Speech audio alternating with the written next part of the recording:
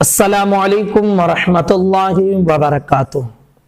मेहरबान टीवी, ये इनके प्रोफाइल आईडी पे यही नाम लिखा हुआ था, इसलिए मैंने इसका नाम लेके जिक्र किया। इनका सवाल है कि हजरत, फिरोजा पत्थर याकूत पत्थर पहनना कैसा है? क्या रूहानी और जिस्मानी फायदे इससे हासिल होते हैं या नहीं? यानी जो अंगूठी पहनी जाती है, तो कुछ लोगों को देखा होगा कि अंगूठी का नगीना जो है वो याकूत का नगीना होता है, या फिरोज का नगीना होता है, या जो है जमरत का नगीना होता है, या फिर अकीक का नगीना होता है। तो इनके पूछने का मकसद ये है कि ये जो नगीने लगे रहते हैं अकीक के, याकूत के, ये सब के, तो क्या इससे कोई फायदा भी मिलता है या नहीं मिलता है, जिस्मानी रूहानी? आज के इस वीडियो में तहकीक के साथ हम इस मसले को आपके सामने पेश करेंगे।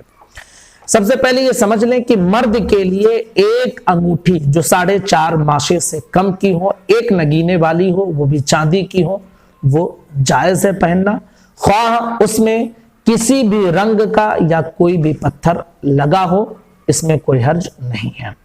अब रही बात ये कि जो पत्थर लगा हुआ रहता है, तो क्या उसका असर, उसकी कोई तासीर है या नहीं है, उसका कुछ असर जिस्मानी रूहानी तौर पर पड़ता है या नहीं पड़ता है? तो देखिए, इसके हवाले से बाज अहादीस और शुरूहात से ये पता चलता है कि जिस तरह दवाएं जो हैं असर करती हैं, इसी तरह इनके भी कुछ असरात हैं।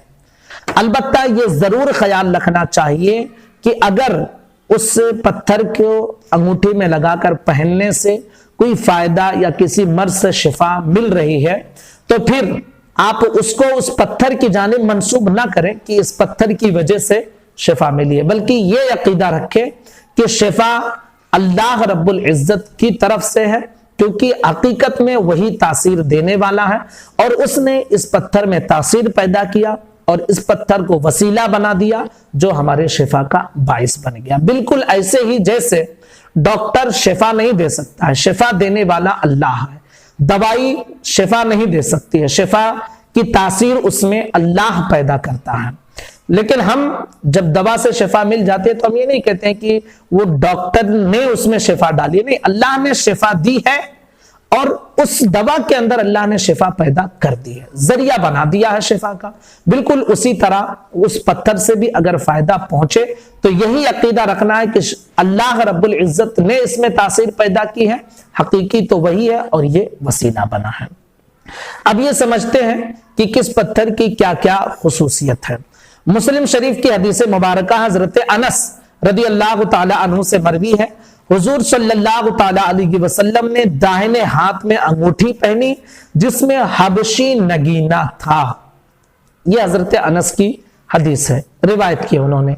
इसकी तशरीह करते हुए अल्लामा मुल्ला अली कारी अलैहि रहमत व रिज़वा लिखते हैं कि अंगूठियों में अकीक का नगीना पहनो क्योंकि ये बरकत वाला है।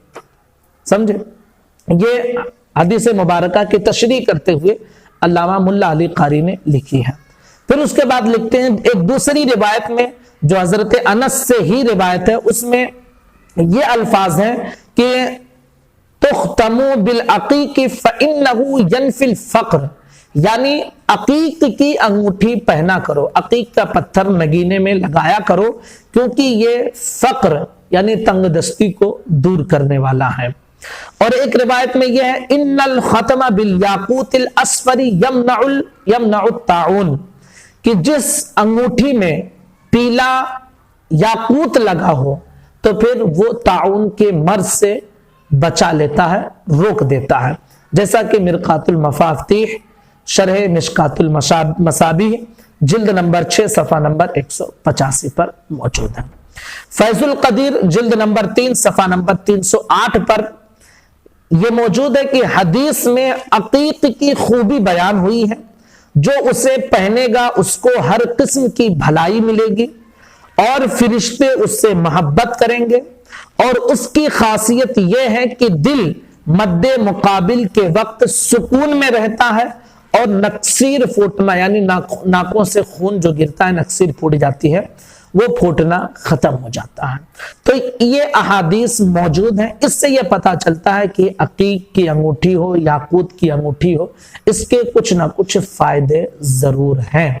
लेकिन अकीदा आपको यही रखना है कि حقیقی تاثیر دینے والا مؤثر اللہ تعالی ہے، اور اس عقیق کو، اس پتھر کو، اس یاقوت کو، اس فیروز کو اللہ تعالیٰ نے شفا کے لیے یا برکت کے لیے وسیلہ بنا دیا ہے۔ حقیقت میں اس کے اندر کچھ نہیں ہے، بلکہ اللہ نے اس کے اندر ڈالی ہے۔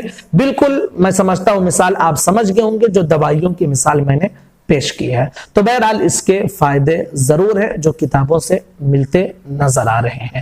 امید کرتا ہوں کہ مسئلہ کلیئر ہو گیا ہوگا۔ گزارش اپنے تمام ساتھیوں تک یہ کلپ پہنچائیں، دوستوں کو شیئر کریں اور ہمارے چینل کے ساتھ جوڑیں۔